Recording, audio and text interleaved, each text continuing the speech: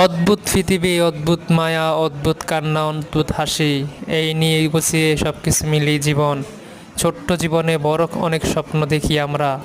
Hello everyone, this is আলামিন। আসসালামু আলাইকুম রহমতুল্লাহ। সবাই কেমন আছেন? আশা করি সকলে ভালো আছেন। দেখতেছেন বর্তমানে আছি ঢাকা অবস্থান, দেখতেছেন গুলিস্তান। তো বর্তমানে বাইক ব্যবহার গেছিলাম।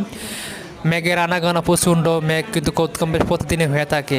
তো যাই হোক, আল্লাহ ভরসা, আল্লাহ পাক ভালো রাখে, আল্লাহ পাক খারাপ রাখে, আল্লাহ পাক সব কিছু দেখশন করে।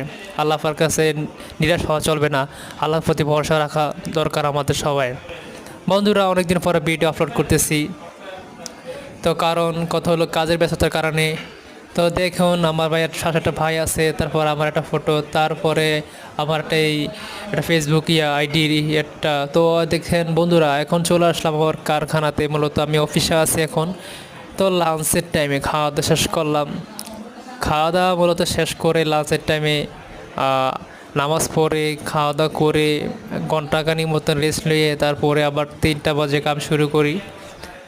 তো বন্ধুরা, কাজ কাম করতে হবে, কাজ না করলে তো পেট চলবে না। কম বেশ সবারই কাজ করতে, অনেকে কাজ কাম ছেড়ে দিয়ে বসে জীবনটা শেষ করে দেয়। বসে বসে স্বপ্ন দেখলে কি স্বপ্ন পূরণ হবে? হবে না, কাজ কাম করতে হবে। তো অফিসে আসি, দেখতেছেন আমাদের ডিজাইনগুলো দেখতেছেন, এগুলো আমরা আসলে বানিয়ে থাকি এখান থেকে।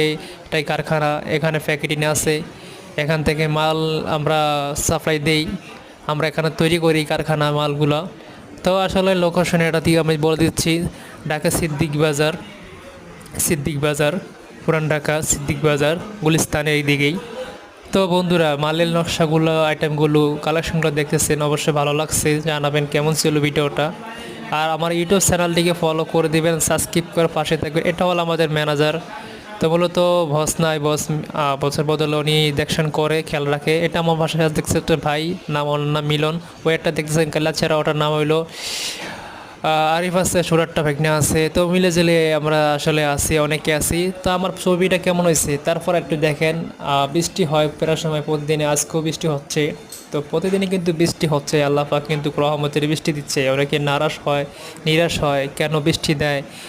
তো আসলে মিলিয়ে জিলিয়ে যখন আমরা আল্লাহর কাছে আসলে একটা যেন আমরা অনেকেই উল্টাপাল্লা কথা বলি, কয় বৃষ্টি কেন দেয় এখন, একটু ভালো রোদ দিলে ভালোই তো। তো আল্লাহ বৃষ্টি দিলেও দোষ দেয় আল্লাহ রে, রোদ দিলেও বৃষ্টি দেই, যেই দেয় আল্লাহর কাছে আমরা সন্তুষ্ট থাকি না, আল্লাহর কাছে নিরাশ হই, এটা ঠিক না।